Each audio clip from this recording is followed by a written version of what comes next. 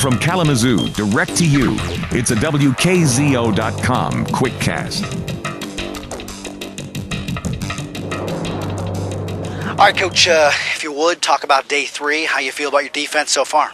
Well, I'm encouraged, and I've said this coming out of spring, that our kids have a lot of enthusiasm, and they showed it today, and typically today's the first time you throw on some pads, and it gets, first 2 days are easy because you don't have pads on. You go that third day, you get a little crack, and I thought they had great enthusiasm. They're working their tails off. We've got a long way to go, but definitely encouraged by their work ethic. Coach Cubitt had talked about being a little bit more of an attack defense this year. Talk a little bit about that and what that means for how you guys play. Well, I think the kids really respond when you play an aggressive style, when you play in everything, and that doesn't mean you blitz every play.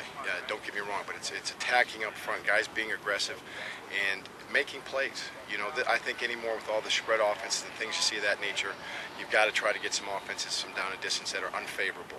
Tackles for loss, sacks, pressures. It's hard anymore just to sit back there and get picked apart. So we've talked about being more aggressive. We want the kids definitely play more aggressive, playing faster. And again, that doesn't always mean pressuring, blitzing every play, but it means playing with a faster attitude. It's day 3, so obviously it's early on here, but a lot of rowdiness coming out of the defense, and some of the guys who maybe didn't start last year seem to be fitting right in. We got a lot of those guys that didn't start last year, and the nice thing about that is it's a competitive group. I can't say enough how happy I am with how enthusiastic they are, and they've had a great attitude. They had a great job in the spring. They are young, but it's kind of the old adage: they're young and they're hungry, and it's competitive because, like I said, there's not a lot of guys that played, and so there's open spots, and the competitiveness is showing. All right, with those young guys that are going to be in there, you go to Michigan. That's a question I've pretty much asked everybody. Number 1 game is Michigan. How do you go in there and prepare them for a stadium like that? I mean, I know they've been to venues, but to go to Michigan and a team that has suffered a little bit in recent years. Well, I think in that situation, you don't give them too much. You're going to have first game jitters. I'm going to have first game jitters. They're no different, and I've been doing it for a long time. So just to expect that and understand, hey, it's okay.